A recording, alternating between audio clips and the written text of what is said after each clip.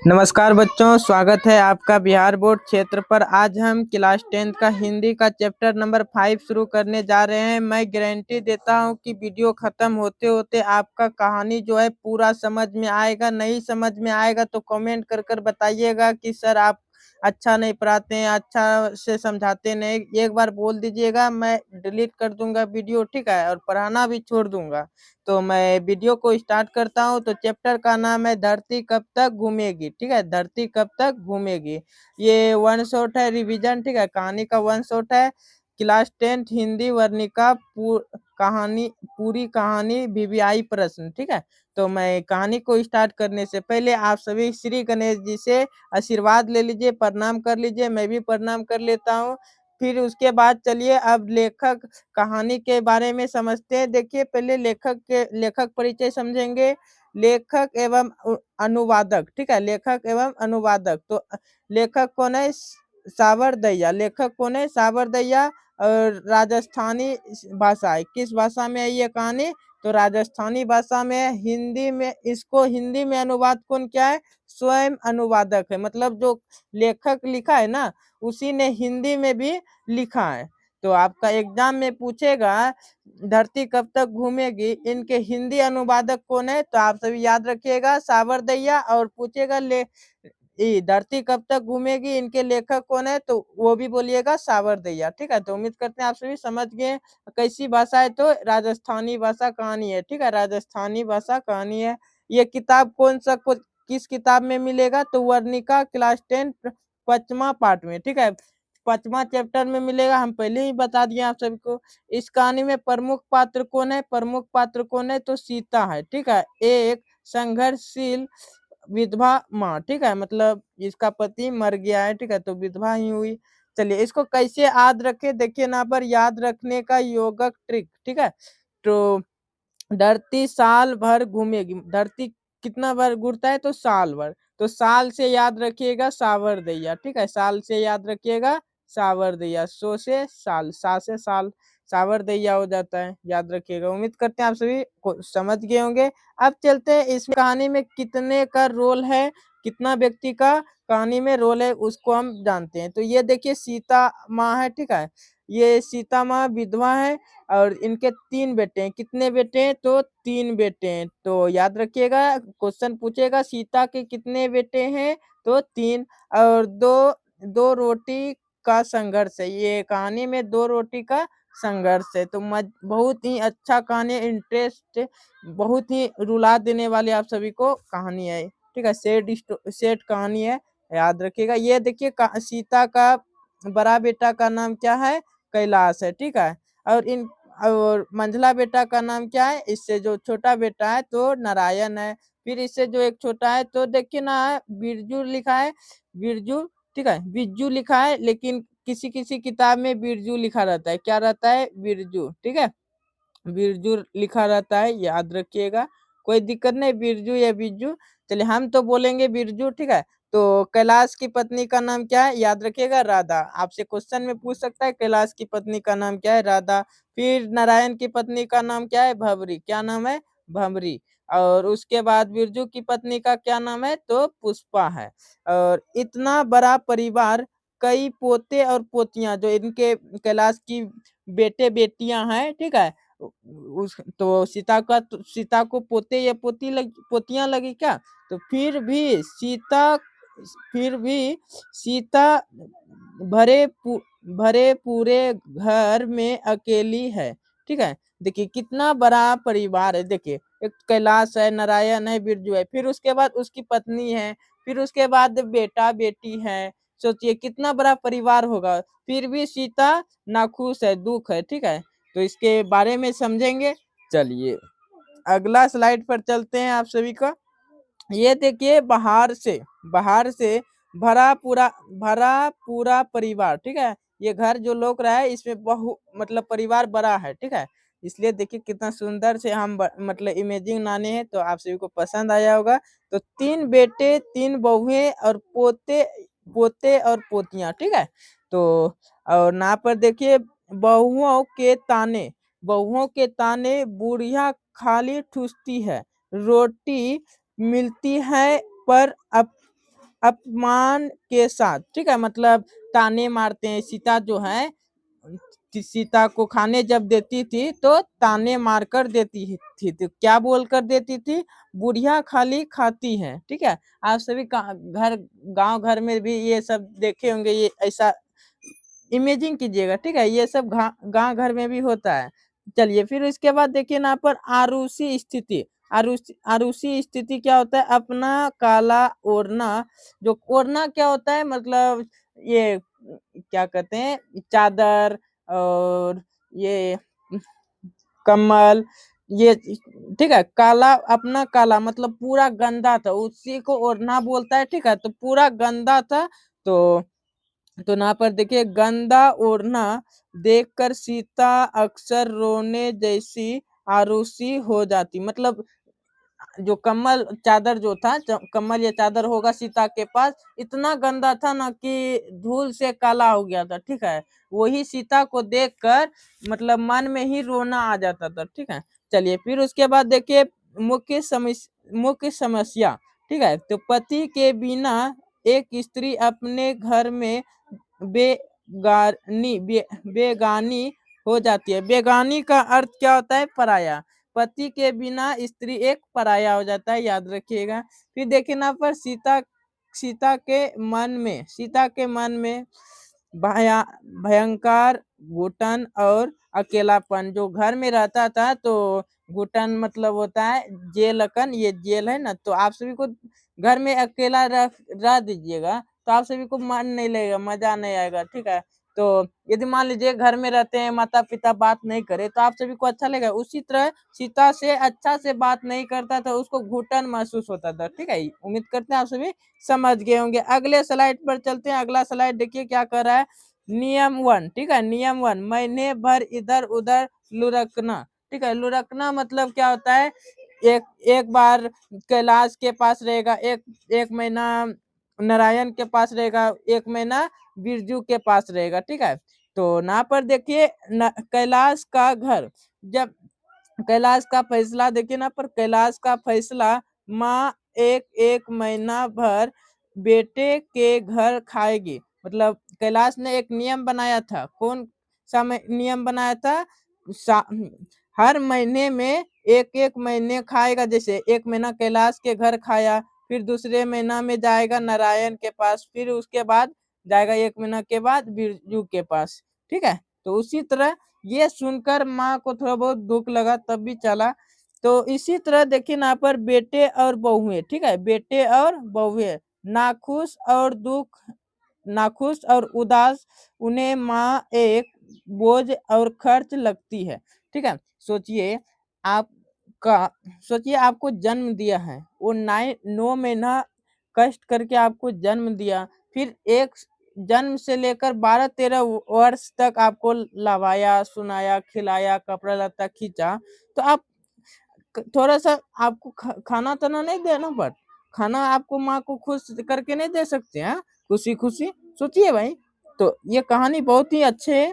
चलिए फिर उसके बाद देखिए, सोचिए ये बेटे और बहुए की कहानी याद रखिएगा। ये बच्चे पोते और पोतियां, ठीक है। खुश और हर्षित, मतलब हर्षित मतलब क्या होता है? खुशी होता है। हर्षित का मतलब ये होता है खुश, प्रसन्न। उन्हें लगता था कि दादी उनके साथ खाएगी और खिलाएगी, ठीक है। जब अलग अलग अगले महीना में बिरजू के पास आता था, नारायण के पास आता था, जब आते थे तो बच्चे माँ जो थे उसको लगता था कि अब दादी आएगी और खाएगी मेरी साथ और खिलाएगी, खेलेगी, ठीक है, कहानी सब सुनाएगी क्या। तो दादी का प्यार बहुत ही अच्छा रहता है। चलिए फिर यहाँ पर देखिए सीता को कैसा लगा। जैसे बच्चे खेल खेल खेलते हैं, भाई भाई रोटी दे, और माँ एक घर से दूसरे घर भटक रही है, ठीक है। देखिए इस कहानी में एक माँ जो है सीता हर महीने में दूसरे दूसरे घर में जाते हैं। एक एक महीना कैलाश के पास रहता है, बिरजू के पास रहता है, नारायण के पास रहता है, फिर बिरजू के पास रहता है, ठीक है। तो माँ को अच्छा नहीं लगता था, ठीक है, भटकते रहता था, ठीक है। तो उम्मीद करते हैं आप सभी समझ गए होंगे। अगले स्लाइड पर चलते हैं। अगला स्लाइड देखिए क्या है, ये देखिए वीवीआई वस्तुनिष्ठ यथा यथा, ठीक है। तो कुछ इंपॉर्टेंट क्वेश्चन है ना, इसको याद रखिएगा। इसने क्या खिलाया, किसने किसने क्या क्या खिलाया, ठीक है। कैलाश ने क्या खिलाता था, और भवरी जो पुष ये क्या कहते हैं, नारायण की पत्नी क्या खिलाती थी, और बिरजू की पत्नी क्या खिलाती थी। तो याद रखिएगा। देखिए ना पर दाल का हलवा, दाल का हलवा ना इमेजिंग, देखिए ना पर दाल का हलवा राधा ने कैलाश की पत्नी बनाया।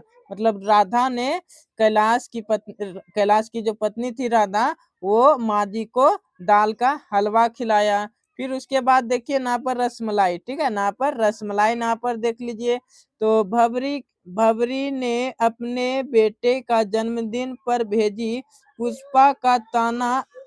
देखिए जो भवरी थी उनका बेटा का जन्म था, ठीक है, जो नारायण का बेटा का जन्म था, और जन्मदिन पर वो रसमलाई भेजी माँ के लिए। तो वो बिरजू के घर में था। तो जब बिरजू के घर में रसमलाई भेजा गया खाने के लिए माँ जी को, ठीक है। तो देखिए ना पर बिरजू की पत्नी का नाम क्या था, पुष्पा। तो पुष्पा ने ताना मारा, पुष्पा का ताना देखिए याद रखिएगा, अपनी अमीरी दिखाने के लिए आया, अपनी अमीरी दिखाने के लिए आ गया, ठीक है। जब भेजा गया रसमलाई तो पुष्पा ने ये बोला था। फिर ये देखिए लापसी, लापसी क्या होता है, हलवा ही होता है, ठीक है, लेकिन उसका अलग तरीके से राजधानी में ये यूज होता है। यदि आप सभी जाइएगा राजस्थान तो आप सभी खाइएगा जरूर। ना नाहर सिंह वाले दिन बनी थी। नाहर सिंह कब होते हैं, होली के दो चार दिन पहले होता है, ठीक है, दो चार दिन पहले होता है। नाहर सिंह वाले दिन बनी थी, जो सीता को बिल्कुल फीकी लगी थी। मतलब जो लापसी जो हलवा बनाया था वो मीठा था, ठीक है। फीकी मतलब होता है मीठा, ठीक है, याद रखिएगा। फीकी मतलब क्या होता है, मीठा, ठीक है। चलिए उम्मीद करते हैं ना से समझ गए होंगे। तो ये याद रखिएगा, राधा ने माँ को क्या खिलाया, और भवरी ने क्या खिलाया, फिर उसके बाद पुष्पा ने क्या खिलाया, ठीक है, याद रखिएगा, इंपॉर्टेंट है, क्वेश्चन पूछता है ना से। अगले स्लाइड पर चलते हैं। अगला स्लाइड देखिए क्या है, नियम 2, ठीक है, माँ का अपना अलग पका अलग पकाएगी, ठीक है, अलग पकाएगी। जब ये देखिए 5 साल चला ऐसे ही, ठीक है, एक एक महीना कैलाश के पास, फिर बिरजू के पास, 5 साल तक ऐसे ही चला। फिर उसके बाद ना कैलाश को थोड़ा सा, कैलाश को लगा कि हम माँ पर ना ये क्या कहते हैं, मतलब ये क्या कहते हैं, मतलब आसान कर रहे हैं, ठीक है, माँ पर हम आसान कर रहे हैं। तो उसको कैलाश को दुख लगा, तो वो नियम ना बदल दिया। तो नियम बदलने के लिए तो दो बेटा था, एक कैलाश और नारायण, 3 बेटे थे ना, कैलाश नारायण और बिरजू। तो कैलाश ने कर दिया, नारायण इधर आओ, बिरजू इधर आओ, ठीक है, उसी तरह बुलाया। तो आया। तो बिरजू ने बोला कि भैया क्या बात है। तो बोला कि जो माँ है वो महीने महीने भर इधर उधर भटकते रहते हैं, हम नियम को चेंज करेंगे, ठीक है। तो 5 साल उसी तरह चला। 5 साल के बाद देखिए नियम दूसरा लाया गया कैलाश ने, ठीक है। तो देखते हैं कैलाश का नई घोषणा, मतलब कैलाश की नई नियम, ठीक है, घोषणा मतलब होता है नियम। यह यह अच्छा नहीं लगता कि माँ इधर उधर लुढ़कती रहे, मतलब भटकती रहे, ठीक है। लुढ़कती मतलब क्या होता है, माँ इधर उधर भटकती रहे, अच्छा नहीं लगता है, ठीक है। हम तीनों भाई माँ को 50 से 50 रुपए देंगे, ठीक है। 50, जो 3 गो भाई था ना, ये कैलाश का नियम था। किसका नियम था पूछेगा, ये किसने नियम बनाया था, 50 50 रुपए देने का किसने नियम बनाया था। तो याद रखिएगा कैलाश ने, किसने, याद रखिएगा कैलाश ने बनाया था। कठोर शर्त, ठीक है, माँ अपना खाना खुद अलग से बनाएगी। जब जब कैलाश ने तो 50 50 रुपया का दिया तो थोड़ा सा माँ को ना, माँ खुश हो गया, ठीक है। फिर उसके बाद ये बात सुना, माँ अपना खाना खुद अलग से बनाएगी, तो माँ नाखुश हो गया, दुख हो गया, ठीक है। तो फिर देखिए माँ का दर्द, ठीक है, माँ का दर्द, दिल टूट गया, ठीक है, ये बात सुनकर, ठीक है। जिस माँ ने इतने बच्चों को पाला, क्या वह इस बुढ़ापे में खुद बर्तन मलेगी, लकड़ी काटेगी और अकेली खाना बनाएगी? तो ये माँ के मन में सोचा, ठीक है। हम जिस बच्चे को पाले इतना साल, 12 से 13 वर्ष और 9 महीना दर्द सहले, तो सोचिए हम खुद अकेले खाना बनाएंगे? ये तब तो जन्म दिया हुआ कोई तो पैदा नहीं हुआ क्या? तो आप सभी ऐसा मत कीजिएगा, ठीक है। यदि ऐसा करते हैं तो हम मेरा स्टूडेंट आप कभी भी नहीं बन सकते हैं, ठीक है। चलिए उम्मीद करते हैं आप सभी समझ गए होंगे ना से। चलिए अगला स्लाइड चलते हैं। अगला स्लाइड देखिए, आजादी आजादी और कदम, मतलब जो जब फैसला लिया गया तो अब माँ भी सोचा कि हम दूसरे के पास काम करके क्यों ना हम एक एक दो वक्त का खाना खा, मतलब काम करके कोई भी दे सकता है, एक दो वक्त का काम कर दीजिए और हमको खाना नहीं मिल जाएगा? काम करेंगे दूसरा का तो खाना देवे करेगा। चलिए, तो आकाश का अंत नहीं है, ये महसूस मतलब मन में किया कि आकाश का अंत नहीं है। तो ना देखिए सीता ने क्या किया, सीता का आजाद विचार, जब खुद ही कमाकर, खुद ही काम कर कर, बर्तन धोकर, और ये क्या लिखा है, एक मिनट, हाँ, पकाकर खाना है तो किसी और के घर दो बर्तन धोकर नौकरी कर लूंगी, कम से कम इज्जत तो मिलेगी। ये सीता को लगा कि हम दूसरे के यदि हम खुद से बर्तन धोएंगे, पकाकर खाना खाएंगे, तो हम दूसरे के घर में दो बर्तन और ज्यादा क्यों नहीं धोकर हम, तो यदि इज्जत से तो खाना सब मिलेगा, घर में तो इसको इज्जत नहीं मिलता था, ताना मार मार के खाना खिलाता था, ठीक है। चलिए ना पर देखिए, फिर इसके बाद देखिए प्रस्थान, ठीक है।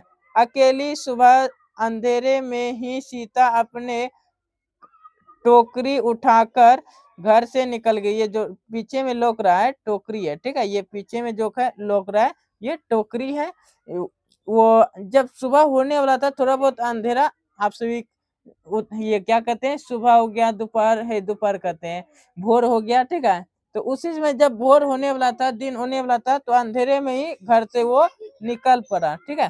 फिर ना देखिए मनोवैज्ञानिक बदलाव, घर छोड़ते समय उसे कई घुटन महसूस नहीं हुए, घुटन महसूस नहीं हुई। फिर उसे लगा कि धरती और आकाश के बीच कोई घुटन नहीं है, ठीक है, और वह पूरी तरह आजाद है।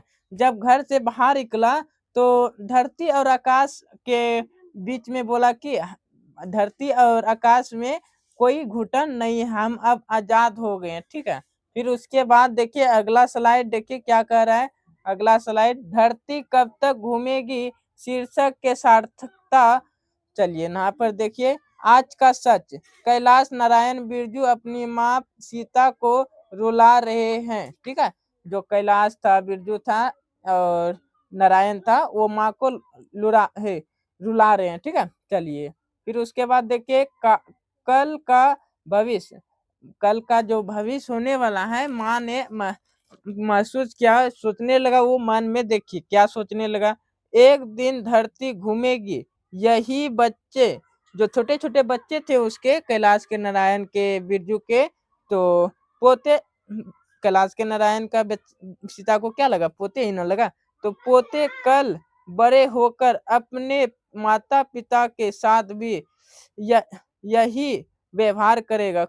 क्रूक मतलब होता है व्यवहार, ठीक है, क्रूक मतलब होता है कठोर, करवा करेगा, ठीक है, यही सीता के साथ उनके बच्चे भी करेंगे। नहीं कहता है दूसरे के साथ जैसा कीजिएगा वैसा ही आपके साथ होगा, ठीक है, याद रखिएगा, दूसरे के साथ अच्छा कीजिएगा तो अच्छा होगा, दूसरे के साथ खराब कीजिएगा तो खराब होगा। तो यहाँ पर देखिए इंसान का समय हमेशा बदलता है, इंसान का समय बदलता है कि नहीं, आज हम गरीब हैं तो कल अमीर हो सकते हैं क्या। चलिए, तो क्रम का पराया घूमता है, क्रम का पराया पिरिया घूमता है, ठीक है, सॉरी, क्रम का पिरिया घूमता है। ये देखिए चक्कर है जो पिरिया, ठीक है, तो इसका पहिया जो घूमता है, धरती कभी घूमेगी, इसी के नाम पे चैप्टर का नाम रखा था। ये देखिए यहाँ पर निष्कर्ष निष्कर्ष यह एक यथार्थवादी घटना प्रधान कहानी है जो समाज की कड़वा सच्चाई, विधियों और उपछाप के दिखाते हैं, उपछाप को दिखाते हैं, ठीक है।